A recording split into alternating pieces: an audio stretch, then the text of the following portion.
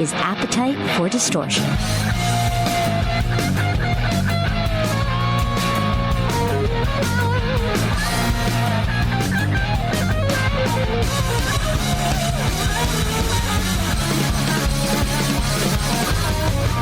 Welcome to the podcast, Appetite for Distortion, episode number 357. My name is Brando. Big episode for you today. Coming up later on in the show, LA-based synth rock band.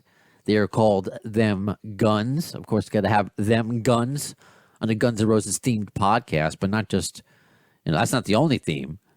Doug Goldstein, former Guns N' Roses manager and friend of mine and yours, is their manager. And lead singer Nav, his mom is Priscilla Presley. So a touch of Elvis, a bit. We'll get into that with Nav and Kyle, his bandmate Kyle, an amazing keyboardist who has an even more impressive beard. We'll get there. But first, we're going to speak to just a really, really wonderful woman. And we're so glad as Ronnie James Dio fans out there that she is still putting out his music. And we get to experience kind of Ronnie maybe for the first time in a lot of ways. So Wendy Dio is with us today. And Dio has a new Super Deluxe Edition 80th birthday out with a 4-CD collection, remastered, remixed versions of their 1983 debut, the Platinum debut. There's outtakes, live recordings. It's just really cool. So I don't want to wait any further. Let's get right into it. Miss Wendy Dio, how are you today? Good. How are you doing? I really appreciate you taking some time to speak with me today, this morning. Well, thank you for asking. Obviously with this, and thank you actually for the fans for putting together this amazing collection of CDs and remastered. I want to know, when you decide to put this together for the fans, how does that process go? And how much are you involved in it? I guess where do you start from, and how do we get to where we are now with this 4-CD collection and remastered, and again of the debut of Holy Diver? How do we get there? Well, Rhino decided they wanted to do a box set, and said we need to find some things to go in the box set for the 40th anniversary next year of Holy Diver and Ronnie's 80th birthday. And so they said, well, what about remixing Holy Diver? And I said, whoa, no.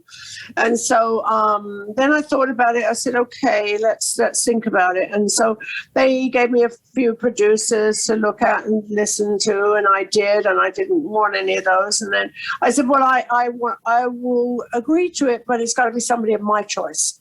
So then I went and listened to a bunch of stuff, and I came across John Belushi, who'd done Tool and many other bands, and I thought I liked his production.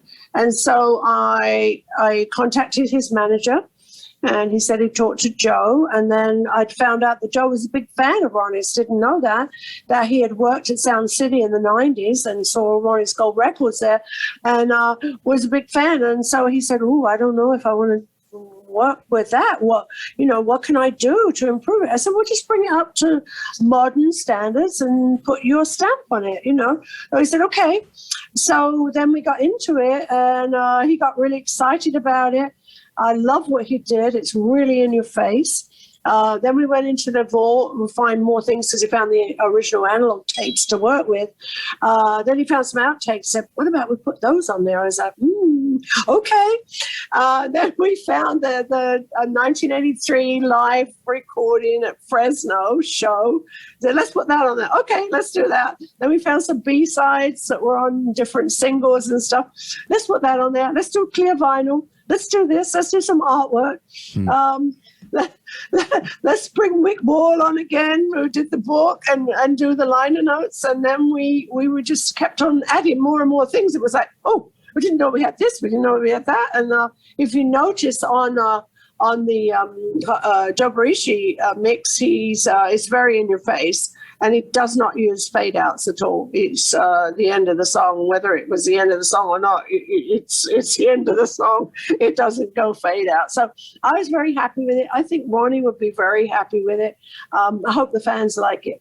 That's really cool to know how involved you were, and you're listening as a producer. you this isn't just something like, okay, if somebody wants to work on it, let's see what we can come up with. No, it has to be the right person, it has to be the right sound and the right fit. So I want to ask, since I have I feel like I have a lot to learn from you, because you were married 36 years? Okay, 36 years. Yeah. I just got married a couple weeks ago.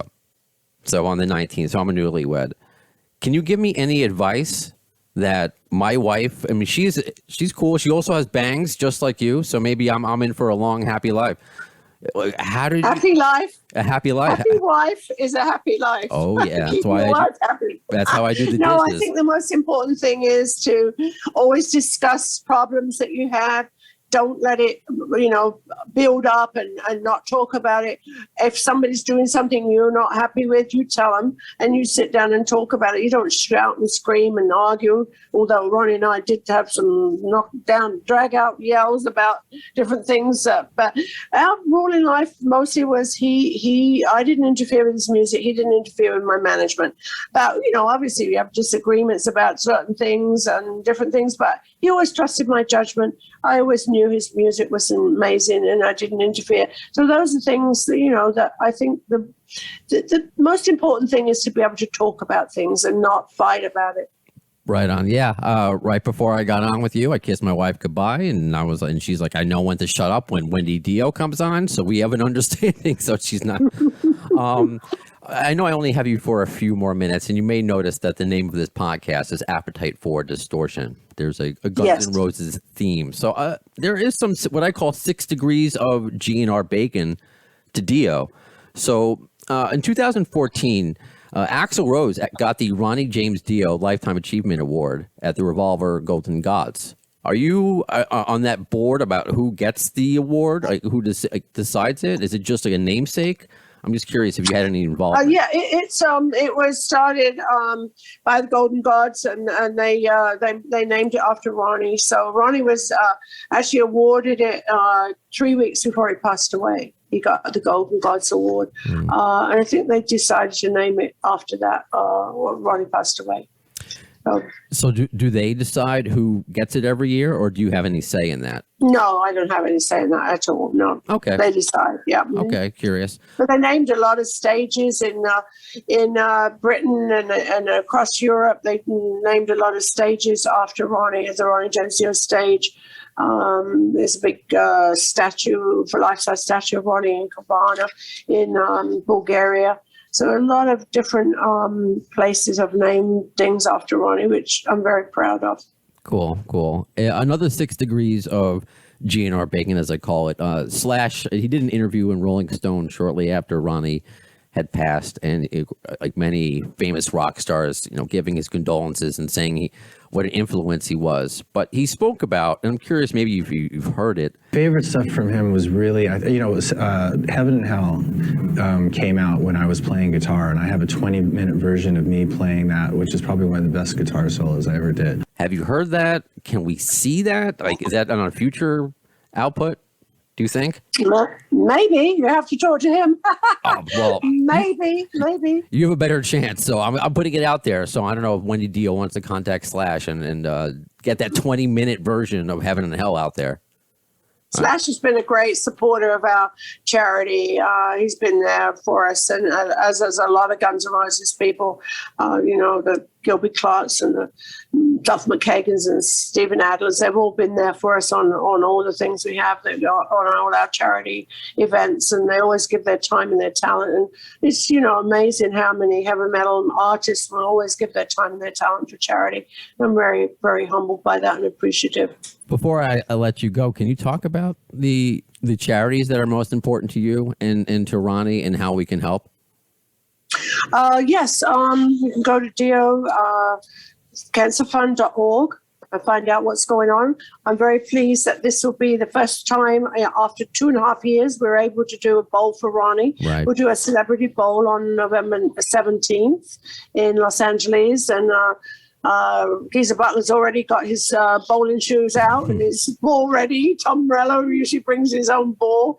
And Jack Black has been gracious with his presence when he's not working. So it's a fun evening raising money for our charity, which, we've raised almost $3 million now, and we give it to different organizations, research and education. 14 board members. We are all volunteers. We have no administration costs, no payroll. We all just work. So if a kid gives us $1, that's going to go straight into research and education. We've given money to Vanderbilt Hospital, to MD Anderson in Houston, where Ronnie was treated, to UCLA. We're working right now with Dr. Wong. So, we give a lot of money, seed money, and then government comes in and gives more money. Like we gave $100,000 to Vanderbilt for research on stomach cancers because they didn't have any. And because of that, someone gave $500,000, and then the government gave me $11 million. So, we're working to try to find a cure for this horrible disease. Well, thank you for all the work that you're doing. The fans thank you for the music that you continually put out for your late husband. And I know it's been a few years, but still, I'm very sorry for your loss. And again, the fans thank you, and I thank you for your time, Wendy. Thank you for your support. Couldn't do it without you guys. Thank you. Take care. Rather than just throwing a bunch of songs together that we think are fun, we're going over it, with a fine-tooth comb and just working on everything to try it. That's the goal. Very appetite. For discovery.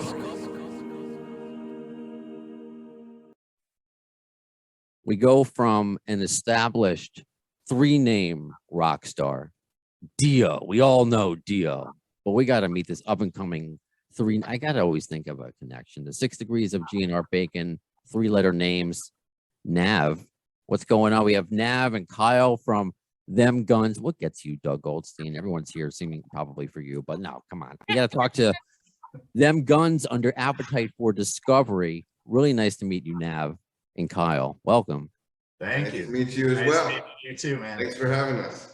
Right on. And we've been having a fun conversation off the air. So these are awesome guys. I'm not just saying that because I'm meeting them for the first time, but just in Ninja Turtles, beards, tattoos. We're all into it. So, and obviously rock and roll. So we're here to meet Them Guns, and Doug Goldstein, former Guns N' Roses manager, I guess has an affinity for managing bands with the word guns in it.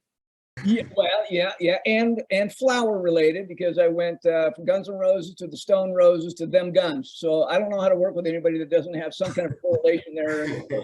So, yeah. Now, why don't you talk about how you and I got together? Through a crazy lady named Roxy. There you go. We had a previous photo shoot that we were working on, and she came to a band practice of ours and heard our music, and she said, what are you guys doing without a top-notch manager like Doug Goldstein? And I said, I don't know, tell me.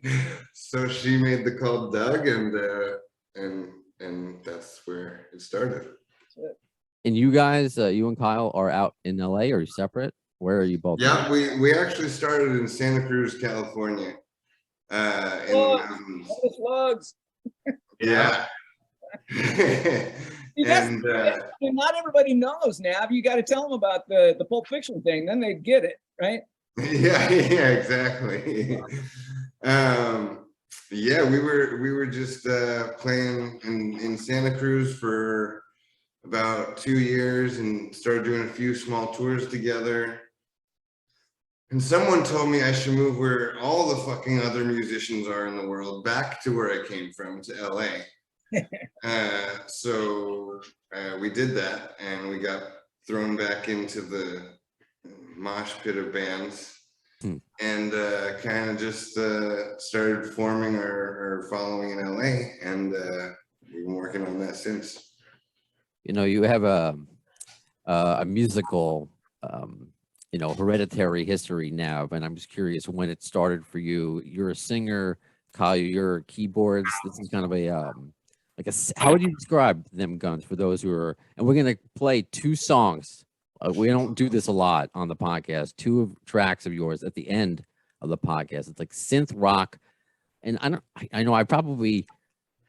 it's a compliment, but I don't know if you've ever heard this. It's kind of like a poppier typo negative in a way.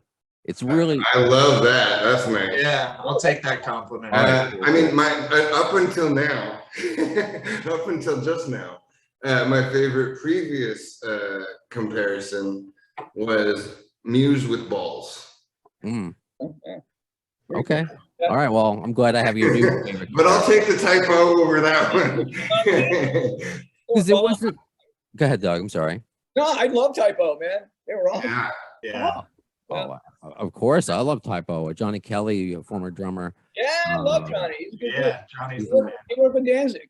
Yeah, Yep. with Danzig, and he's in with Steven Adler, and he's in Quiet Riot now. Oh, Um, yeah, Yeah, I mean everyone's in Quiet Riot now. that's right. At one time or another. Yeah. Right.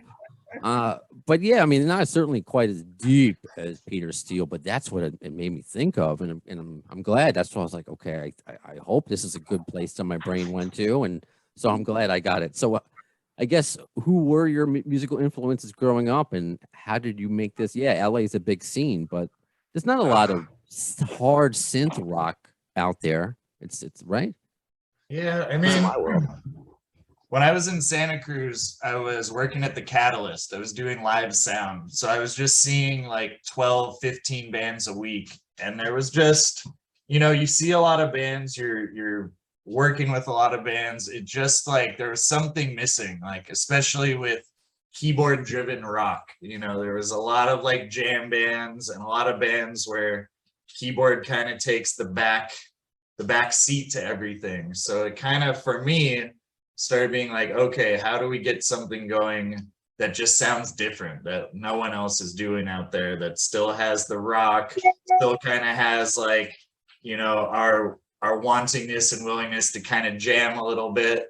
And so a lot of it kind of came out of that.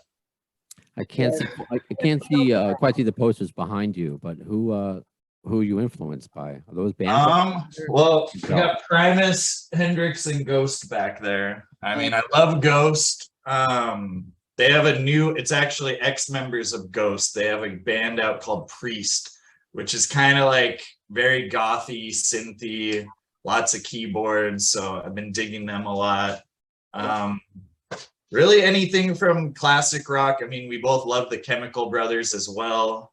Going into more like old 90s house sort of stuff. So really just a mixed bag. And my first musical influence was like probably the one that made me want to like pick up a guitar and play was probably Nirvana. I like grunge and I kind of just like the expression of it. And when the first band I played in was kind of, more like that. And then, once I met Kyle, he added the keyboard, and it's kind of like an analog, DJ type addition to the band, which is kind of cool.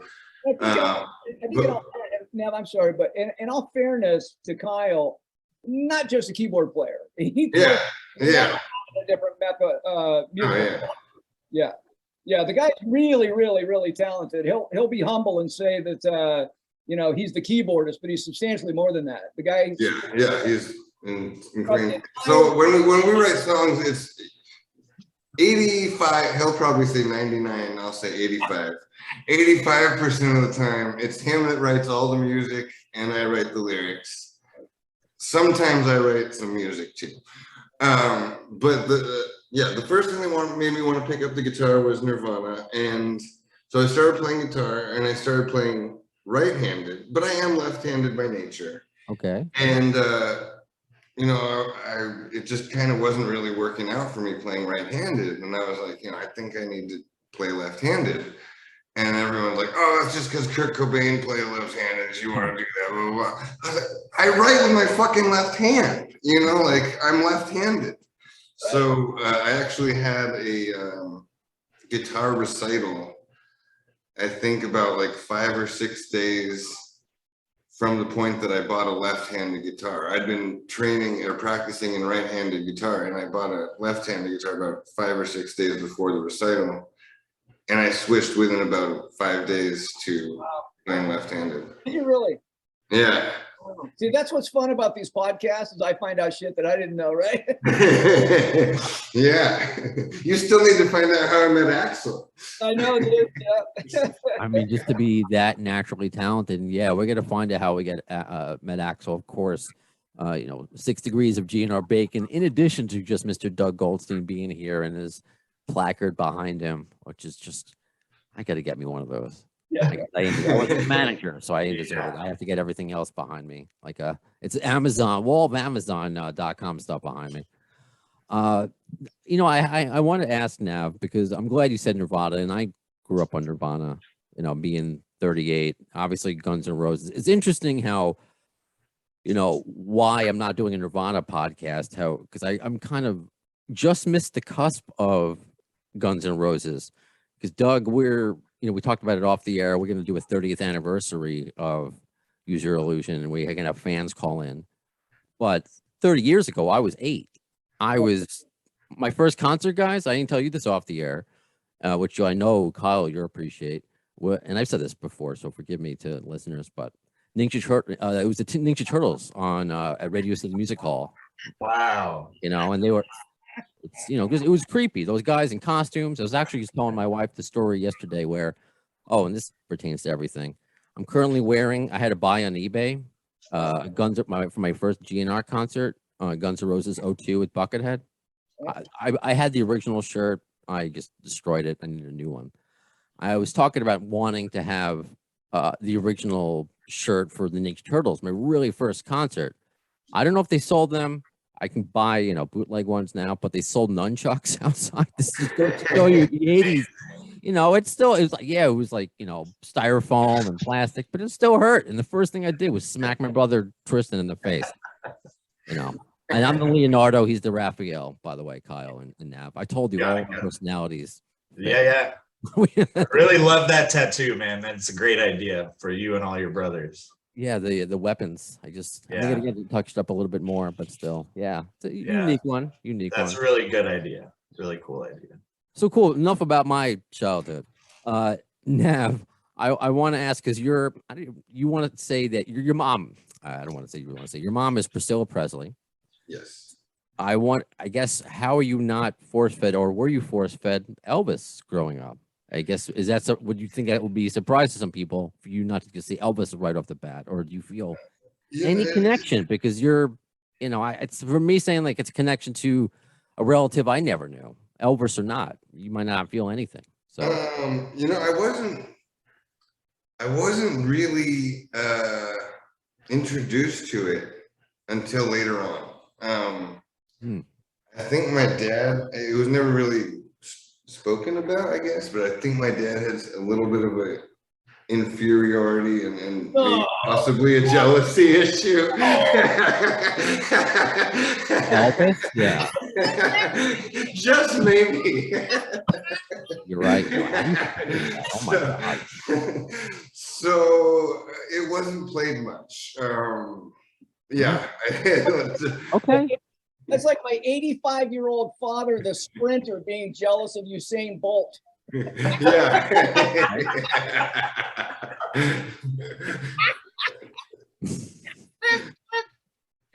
That's interesting. But you never, I guess you asked about, just in general, like, tell me about my grandpa.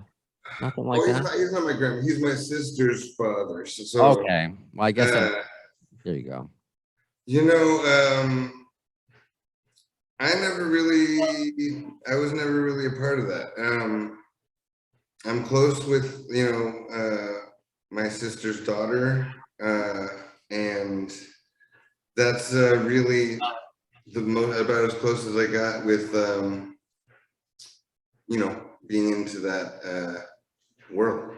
Yeah. Okay. All right. Cool. I gotcha. So as we uncover, the 6 degrees of GNR Bacon, I mean, there was a little 6 degrees of Elvis Bacon here, so I got to. I do get caught singing a couple of his songs when the Grateful Dead covered it, so people be like, "Oh, you're singing Elvis." I'm like, "No, that's later too." Okay, all right, interesting. Then let's transition and segue to, because you mentioned your half sister, and she met. I know you mentioned you met Axl, and she met Axl. So actually, let me see if I can share the screen here and show this picture of, you see that, you and your. How about that? Yeah. What year was that? 98? No, this had to have been in like the 2015. Maybe? No, Oh, okay. So that's 2012. recent. Okay. No, not recent. I'm sorry. I misspoke with 2015. This is about like I was gonna say, 2000, like 10 years ago, 15 years ago, I would say. I mean, the Axl's got the Fu Manchu. Orlando. I'm sorry, Doug. Yeah, I knew him when he had the long, I met him when he had the long braids. Right. Okay. Doug, what were you? I'm sorry. Your Zoom is getting overtaken. I'll shut up. Go ahead. What you were saying? No, I was just saying that it looks to me about 10 years ago. I mean, Yeah. knowing him as I do, right? Yeah, I mean, fans are great, and forgive me for not knowing exactly, but he's got the Fu Manchu, Yeah. era. I mean, that was a very discernible era. Yeah. So maybe one day I'll get a chance to get her story about meeting Axl Rose, but I would love to get your story about meeting Axl. It was actually at Century City Shopping Mall in Santa Monica before the remodel. And I was going to the movies there. And I saw a guy standing there smoking a cigar. And my cousin was the hugest Guns N' Roses fan at the time. Like literally dressed like Axl, acted like Axl, like was doing the Axl thing. And so I see Axl and I was like, I like Guns N' Roses, but my cousin's the biggest fan. So I was like, oh, hey, like, nice to meet you. I didn't say anything, who I was, nothing. But I said, my cousin is the biggest Guns N' Roses fan ever. And I was like maybe like 13, 12 at the time. I said, will you call him real quick and just say hi? And he's like, yeah, man, for sure. And Axl called my cousin. My cousin didn't answer, which is a good or bad thing. I don't know yet. Okay. But it went to voicemail. So Axl left my cousin a voicemail. That's cool. Which he still has to this day. That's cool. So, so that was pretty, so I don't know. If it's good or bad that he didn't answer, I don't know. Because now he still has the... He has that recording for... Yeah, exactly. So it's kind of even cooler. You know what? He would have been an idiot if he did answer. So, I love you. That is a very good point. 100% right. I understand it's a voicemail. It's private, but anything like, did you leave a funny message? Did you say, hey, it's Axl? Hey, bye. It's Axl. Your cousin says that you're a big fan, and just want to say, hey, thanks for something like that. Something really cool. Oh, that's cool. And then I had an admiration for my cousin, so I like to surprise him with things. So then I was working at Immortal Records, 2004-ish, right when Velvet Revolver got signed. I actually brought Velvet Revolver their contract. Oh, right on. To sign.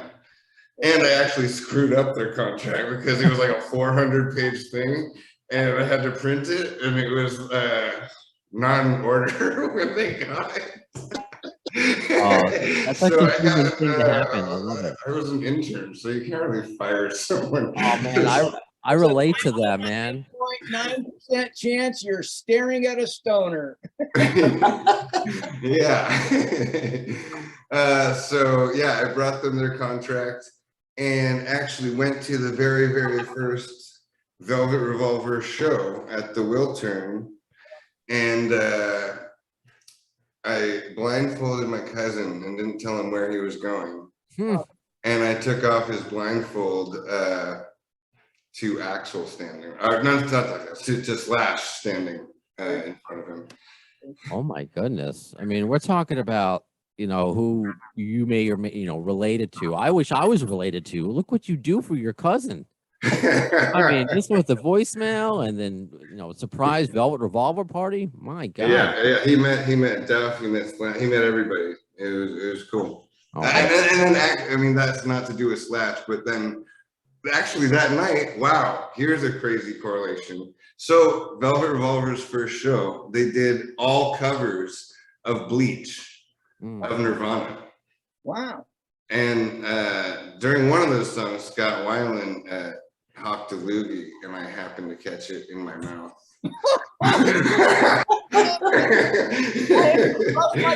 Since that day. I've been tested since. I don't have I don't even know what yeah. to say to that. Well, good for you. I'm glad you've been tested, though. I'm glad you're alive.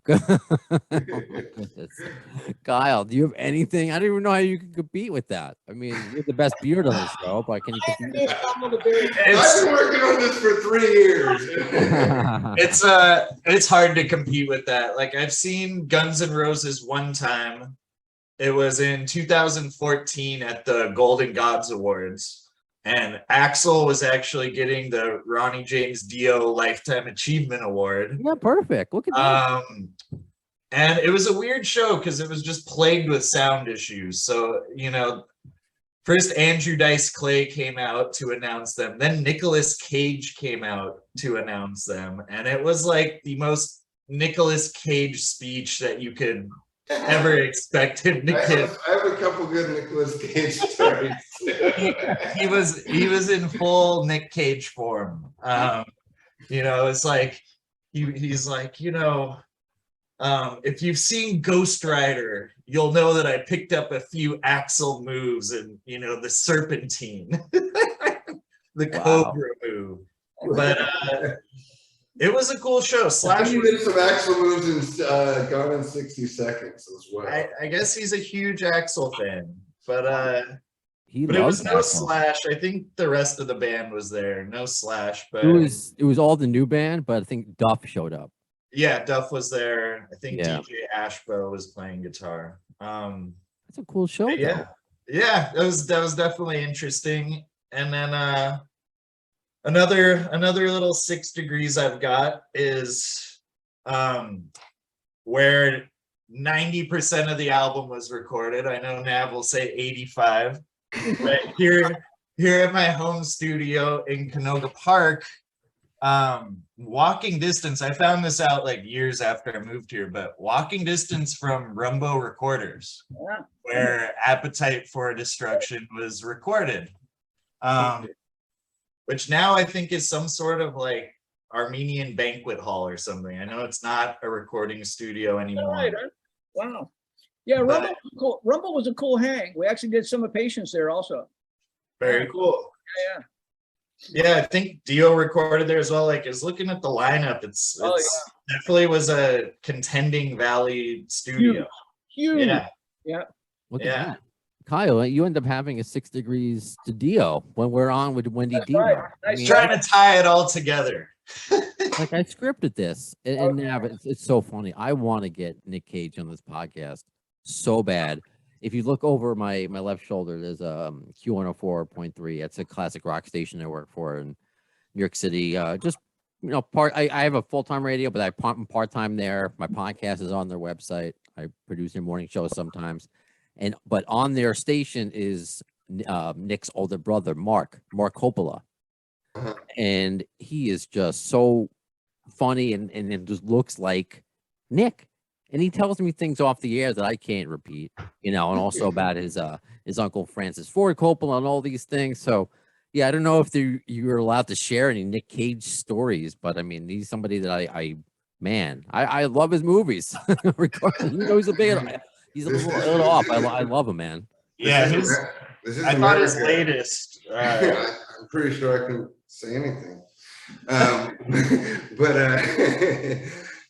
none of them are bad stories. They're all good things. I mean, one of the first few times I met him, we went to go see Venus in Furs, I think at the Blue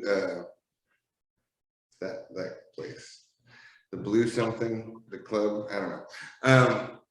But yeah, House of Blues, that one. Oh, okay. So we went to go see Venus in Furs, and then I mean, I think around that time there was a funny story that he shared about some party he had where Eddie Vedder did something with a couch, destroying it somehow. And then I remember they were at a party at Eddie Vedder's house, and he decided to throw the pool table into the pool. And my sister said, "You can't just throw people's pool table pool. He's like, well, he threw my couch in the pool. Like I can throw a pool table in the pool. It works out, you know. There's fair. There's fair. And then I think the most random one is I went to go to what's it called? At Excalibur in Vegas, Knights of the thing where they joust and stuff. Oh yeah. Yeah, they were Like medieval times or something. medieval times. That's it. Yeah. So I went to medieval times for like my 25th or 26th birthday, and I'm walking out. Nicolas Cage was at medieval times too. Dude, you're my old brother. I don't know how well his memory is. You know, these people are. So I'm like, I don't know if you remember, but I'm your ex-brother-in-law. And he's like, oh yeah. How you doing? I was like, good to see you. He's like, all right, see you later.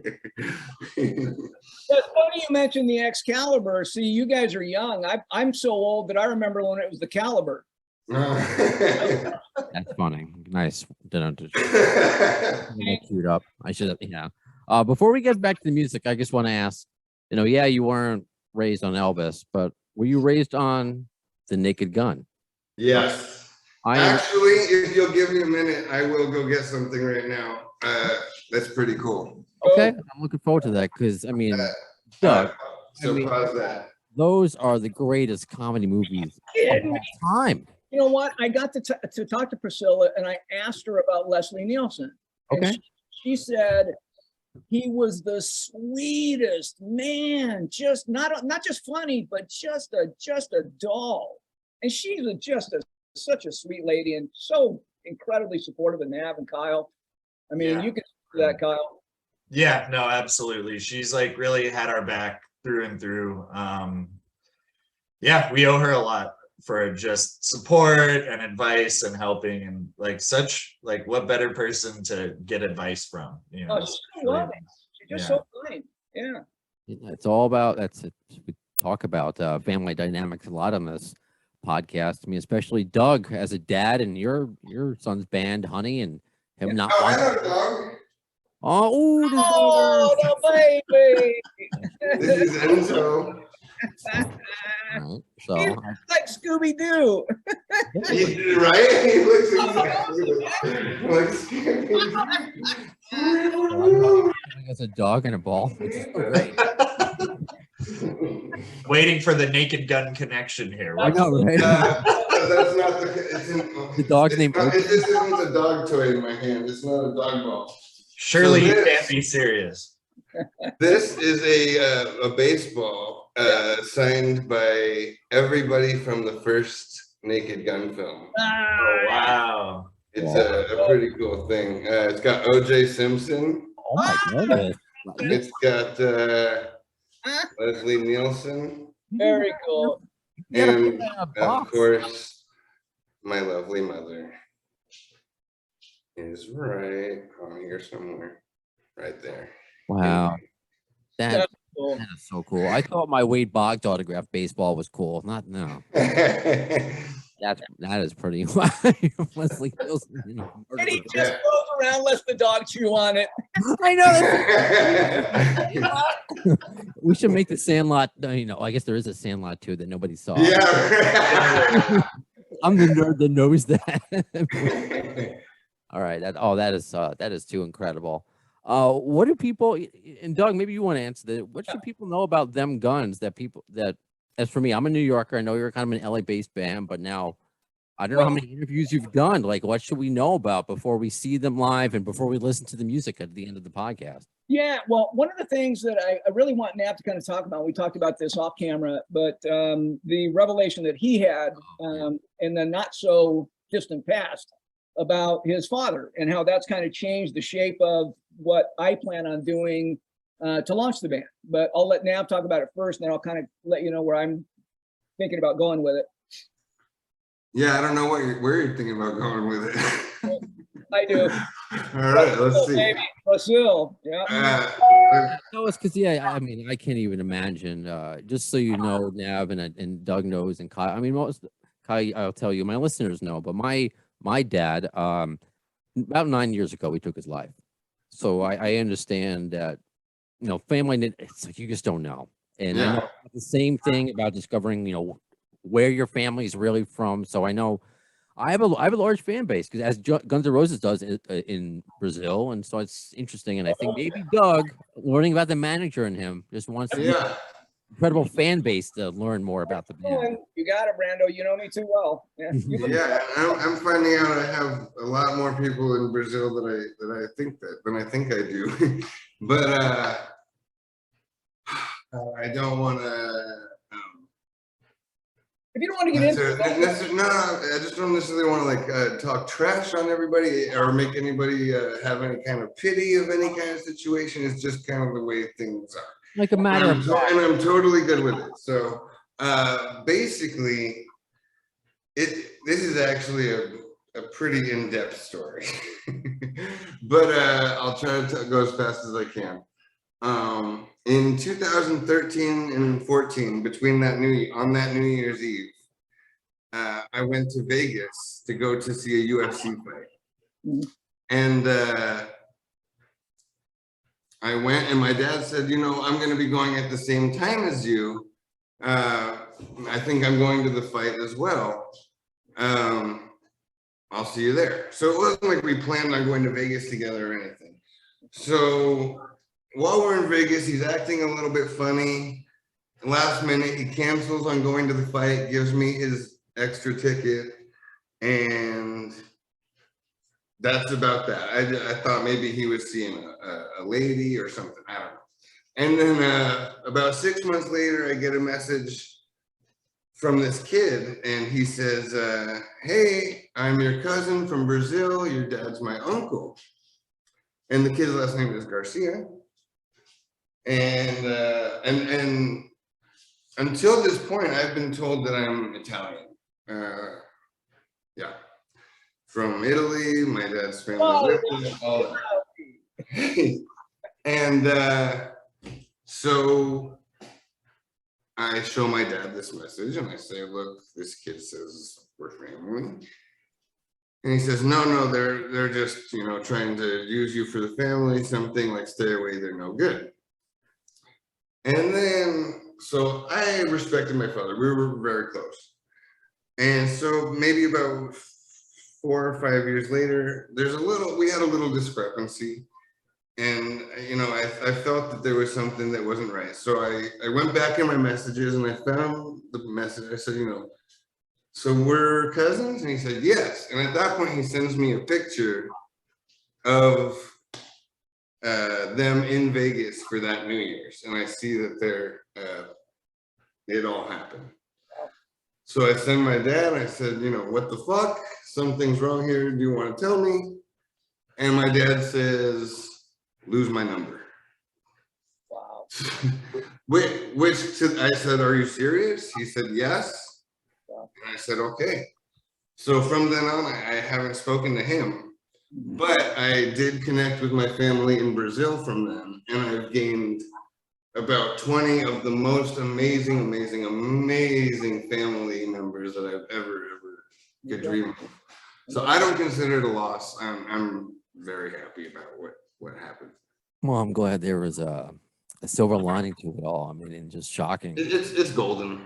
And so Goldstein puts on his manager's cap because Nav's been invited down to do the biggest talk show in Brazil. And so we signed the band to Golden Robot Records. There's a lot. Seems like everybody who's ever left Guns N' Roses has to deal with Golden Robot. I know. Everyone loves Mark. And, yeah, there you go. Yep, Mark Alexander.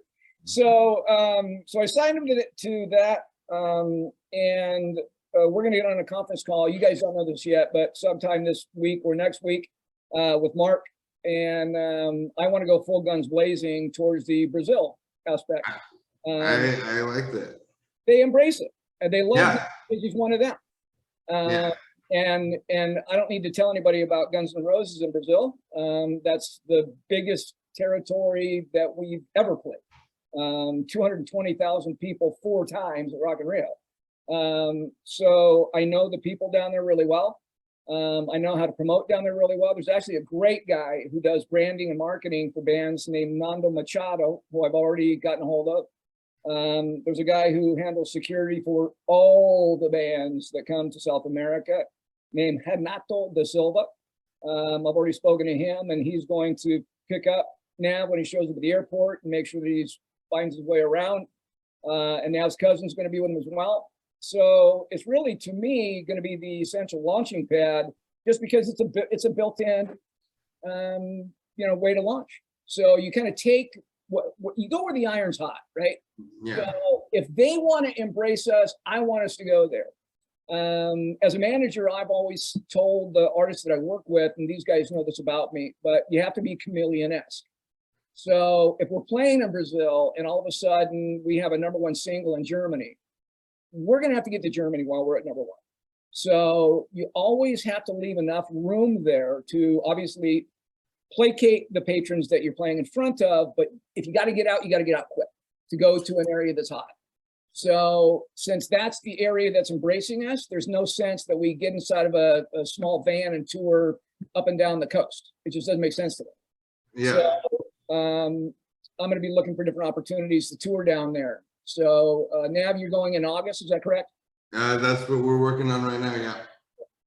I think that's great. That's actually on my bucket list, is to see probably Guns N' Roses down there. You see videos of the crowds and Rock Oh and my God. It's just incredible. And this podcast has just blessed me with talking to people all over the world, and a lot from that area. And what I'm trying to do, and I've been pretty successful thus far, is when GNR are on tour, now I'm getting fans to come on, of course, bilingual, because I'm not smart enough to speak multiple languages, but people already from South America. Yeah. When they come here, let's do. So, Appetite for Distortion is coming to your area, but Nav is actually going to physically be there. So yeah, I think that's badass. Because Kyle's last name is Hamoud. We're gonna, Yes. we're gonna go to Bangladesh and do all the drugs we can. Let's go, Kyle. Come on, Shamu. Let's go. By the way, it's official. Anybody that wants to talk to Kyle, his official nickname is Shamu. Isn't that right? Yeah. Find me at SeaWorld. That's right. Fair enough. Because I didn't want to have spit on my computer monitor every time I tried to say Hamoud. So Yeah. No, make it happen. Shamu, baby. Is that how you say it? Is it your last name, Kyle Hamoud? No, Hamoud. Hamoud? Just straight up Hamood. Okay. People like to misspell it. They like to add N's in there, call me Hammond. I don't Yeah, know. that happens all the time. They think it's like part of the keyboard company. It happened like on my credit card from my bank. I'm like, you guys have my real name. Somehow spell my name wrong on the card. Try changing your name, Kyle. See how that goes. Hey, Nav, I got one for you. Tim Godwin at Taylor Guitars. We're giving you a plug. Wouldn't it be nice to put a guitar inside of Nav's hand? What do you think? What do you think, Nav? I would love a Taylor. I would love that. Yeah, I'll send that to Tim. Kyle, you want some keyboards, right? Who do you want them from? Let's send a shout out to Roland and Korg, and also this really cool company, Asian Sound Machines, ASM, that we saw at NAMM, kind of like a little boutique company. Built like I went ahead and bought one. They're freaking awesome. Really? Oh, right on. Yeah. And well, just going back to last names real quick. I did change my last name because my dad changed his last name to Garibaldi to seem more Italian. Right. So, but I found out my family's last name in Brazil is Garcia. So I wanted to go back to, what my last name should be. And I changed my last name to Garcia. That's fun. Well, Yeah, so now it's Garcia. it's been amazing, Nav Garcia and Kyle Hamoud. Yep, there you go. I wanted, before we go, what can you tell us about the songs that we're going to hear? Dark Side an acid plane? Yeah. I'll start with acid plane. Okay. So my wife is she's Swiss, and I went to go visit her in Switzerland, and I decided I was going to take 2 hits of acid on the way home on the plane. So it's acid plane because I literally took acid on the plane, and so we left there, and I literally, so the first words of the song are, the plane took off, I swear the world froze. For 9 straight hours, I stared out the window. So literally for 9 fucking hours, my face was like this against, because we went through the Aurora Borealis.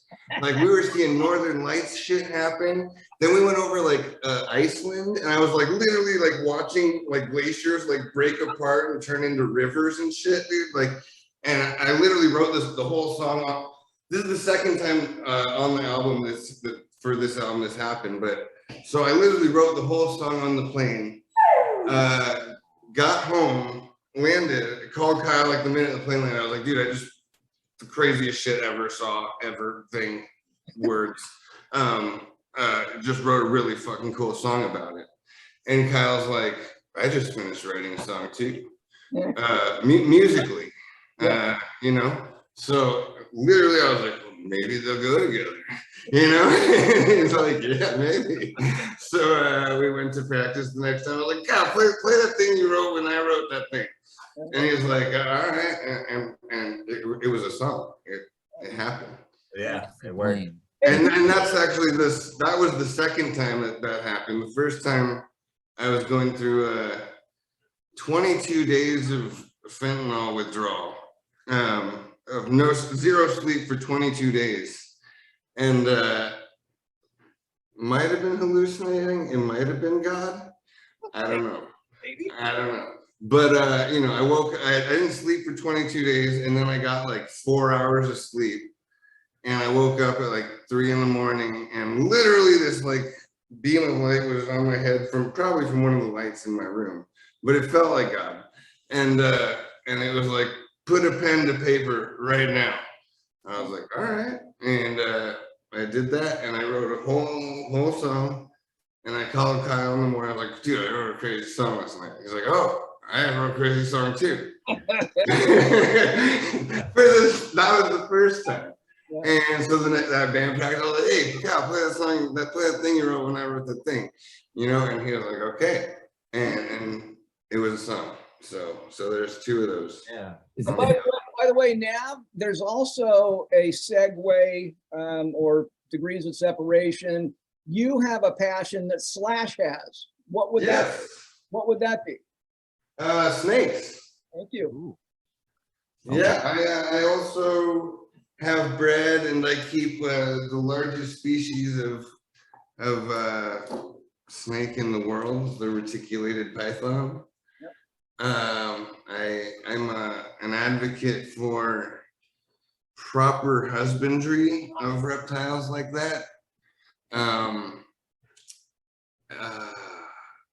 There's a lot of people that get into the industry for the wrong reasons. What does that mean?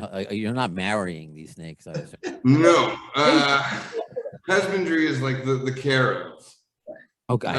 So a lot of people have, these snakes can get really expensive. We're talking some of them can be $25,000. And if you're, you know, the first, because they find different variations in the wild that just look a little bit different. And that gene, if you're the first one to get it, it can be really an expensive gene. It's like Pokemon cards. So I'm lost. Not really. are we there? Yeah, no, you go ahead. Okay, so so people kind of see that and they want to capitalize on that, and people are keeping really large snakes in really minimal cages. Okay. To where they don't have room to even stretch their full body length, you know, which is I think would be like a good requirement to have. Yeah. So I mean, I've built cages outside where they get natural sunlight, natural shade, and a whole pond where they can swim. And I'm really encouraging, because they've actually tried banning people from actually even keeping these animals, and I had to write to the government, you know, literally letters on a huge lawsuit saying that like these are my life, I love them, you can't make them illegal. But at the same time, I see where they're coming from, that not everybody should be able to have one in a, you know, 5-foot cage sitting over here. Yeah, you understand. So Responsibility. I get it. Yeah. yeah, so I'm really trying to advocate for proper care of your animals. Yeah. Why not? I mean, it sounded like Slash talking about that. He does this today. He posted something about, as we're recording this, something about bears. So yeah, absolutely. I mean, they're animals. It doesn't matter. Yeah.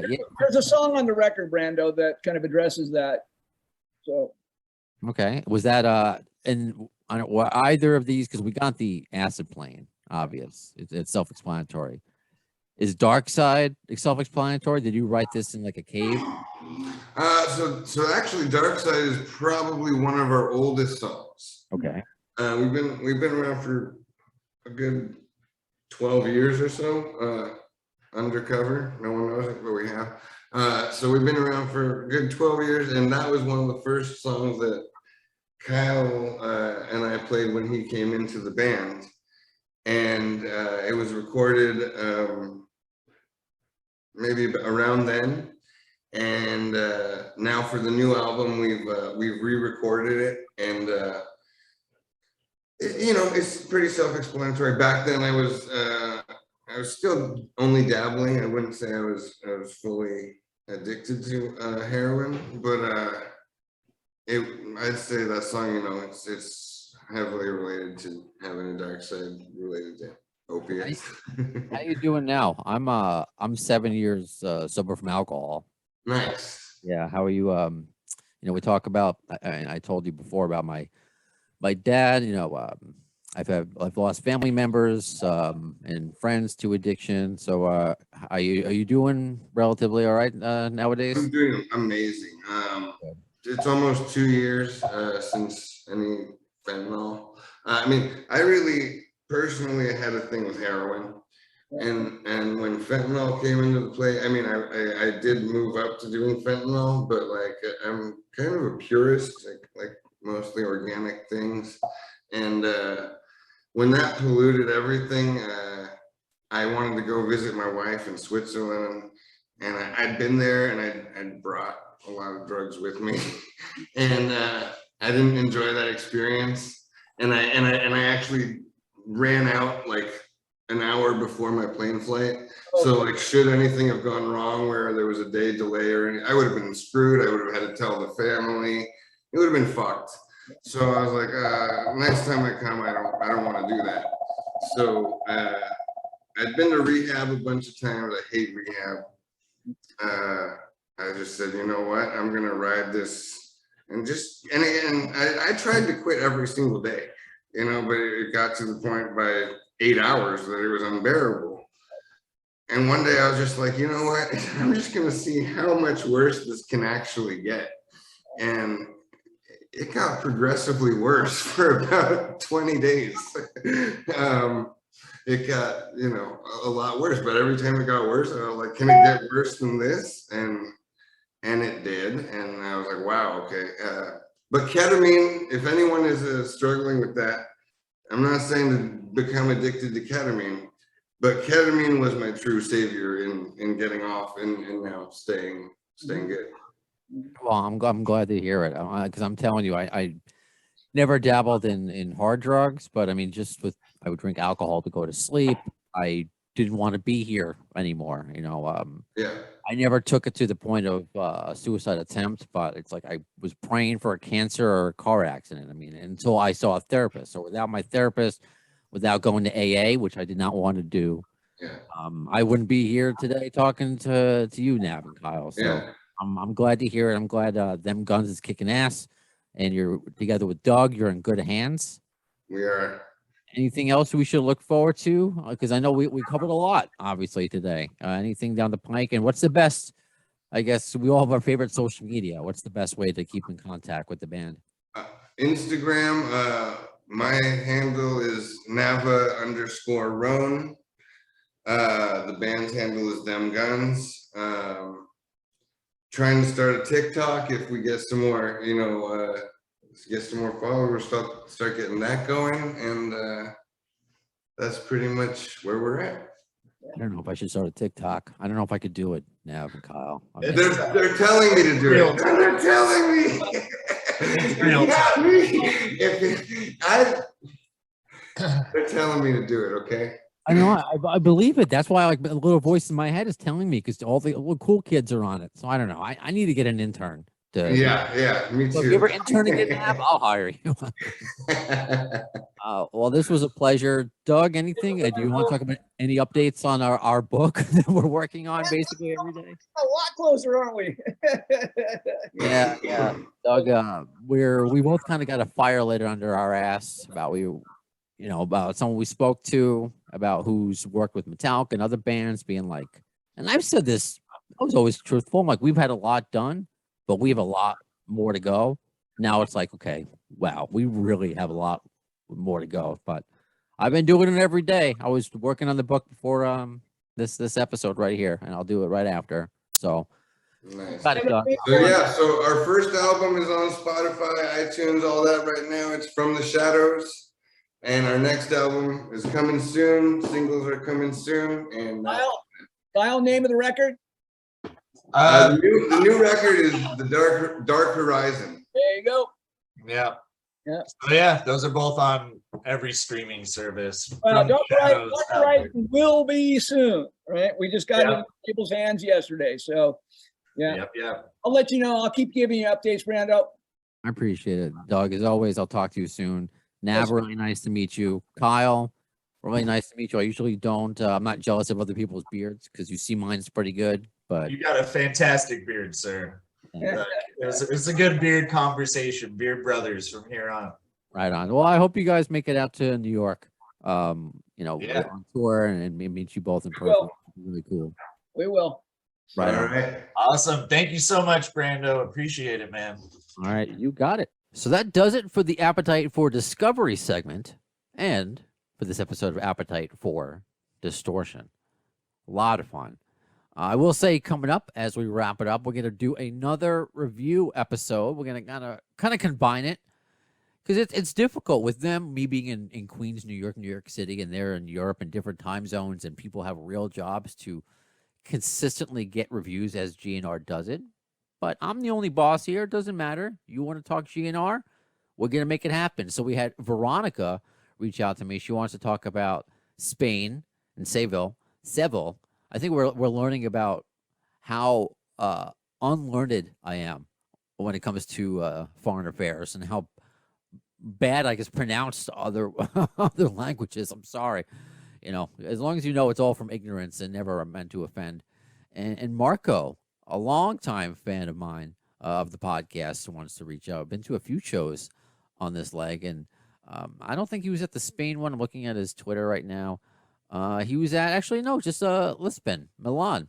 No, he was at Milan. Yeah, so that's gonna be fun. We talk about Spain and Milan, two shows we did not cover yet on Appetite for Reviews. You got to keep them going, the Appetite theme going. So that is on the way. And always keep in touch with the podcast in between broadcasts. Whether you want to say, hey, I want to be on the show. I'm going to see Guns N' Roses at this date, in this city, in this country. I want to review. Or if you have a guest suggestion. Or if you want to if I have a guest announcement. Like I announced Wendy Dio, and perhaps you wanted to get a question in. Always check social media, facebook.com/The AFD Show, at the AFD Podcast on Twitter. We're on Instagram. You can email me, theafdshow@gmail.com. Not on TikTok. I don't even want to say yet. That just seems too time consuming. I don't want to do that. I'm putting a lot of my time into not only Doug's book, but YouTube as well. So please subscribe to my YouTube channel. Just look for Appetite for Distortion. That's it. I think it's just, what's the normal URL? It's just youtube.com. /C/AFD show. You're not going to remember that. So just look up Appetite for Distortion. Most of our 300 episodes are up there. What's I really been working hard on are the best ofs. What I figure keep the Guns N' Roses theme going. I have AFD selects.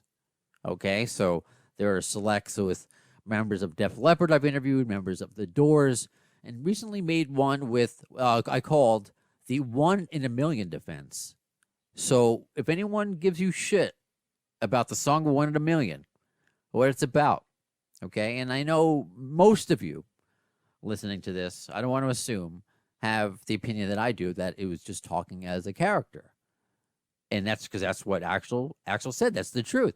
But people think that, oh, he's still a racist. Well, these are interviews with Ernie C. of Body Count and Tracy and Roberta, of course, from Use Your Illusion fame.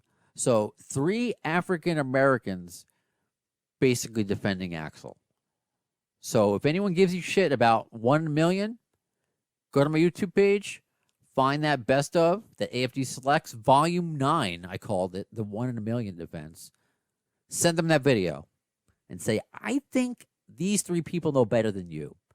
They know Axl. Here's what they had to say. So shut up. I like these imaginary conversations that I have. So that does it for this episode of Appetite for Distortion. When will you see the next one? In the words of Axl Rose concerning Chinese democracy, you'll see it, I don't know if soon is the word.